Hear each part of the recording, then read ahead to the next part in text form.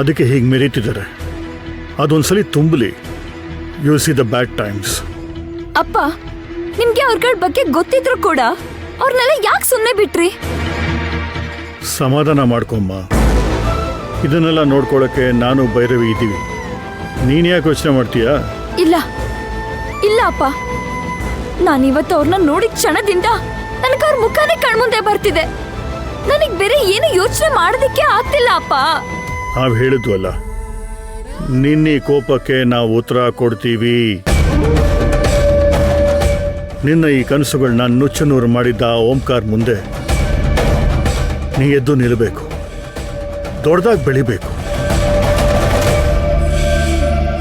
ಅಂದ್ರೆ ನೀನು ಮೊದಲನಾಗಿ ಡ್ಯಾನ್ಸ್ ಮಾಡಬೇಕು. ಆ ವೀಲ್ ಚೇರ್ ಅವಶ್ಯಕತೆ ಇಲ್ಲ ಅಂತ ಪ್ರೂವ್ ಮಾಡಬೇಕು. ಫೀನಿಕ್ಸ್ ಆಗಿ ಎದ್ದು ಬರಬೇಕು. ನಮ್ಮನ್ನು ತುಳಿದವ್ರ ಮುಂದೆ ತಲೆ ಎತ್ತಿ ನಮ್ಮ ಸಾಧನೆನ ಗುರುತಿಸೋ ಹಾಗೆ ಮಾಡಬೇಕು. ಈ ವಿಷಯದಲ್ಲಿ ಏನು ಸಪೋರ್ಟ್ ಬೇಕೋ ಕೇಳಮ್ಮ, ನಾನಿದ್ದೀನಿ. ನಿಮ್ಮ ಅಕ್ಕ ಇದ್ದಾಳೆ. ನಿನ್ನ ಗುರಿ ಮುಟ್ಟಕ್ಕೆ ನಾವೇನು ಮಾಡಬೇಕೋ ಅದೆಲ್ಲ ಮಾಡ್ತೀವಿ. ಆದರೆ ಹಿಂದೆ ಸರಿಬಾರ್ದು. ನಮ್ಮ ಶತ್ರುಗಳ ಮುಂದೆ ಗಟ್ಟಿಯಾಗಿ ನಿಂತ್ಕೋಬೇಕು.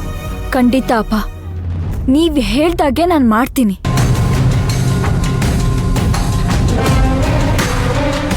ಮೊದಲು ಏಕಾಗ್ರತೆ ಬೆಳೆಸ್ಕೋ, ಯೋಗ ಮಾಡು, ಧ್ಯಾನ ಮಾಡು, ಮನಸ್ಸನ್ನ ಪ್ರಶಾಂತವಾಗಿಟ್ಕೋ.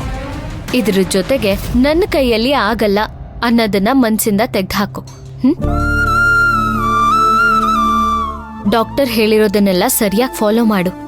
ನನ್ನಿಂದ ಸಾಧ್ಯ ಇದೆ, ನಾನ್ ಮಾಡೇ ಮಾಡ್ತೀನಿ ಅನ್ನೋ ಆತ್ಮವಿಶ್ವಾಸನ ಬೆಳೆಸ್ಕೋ.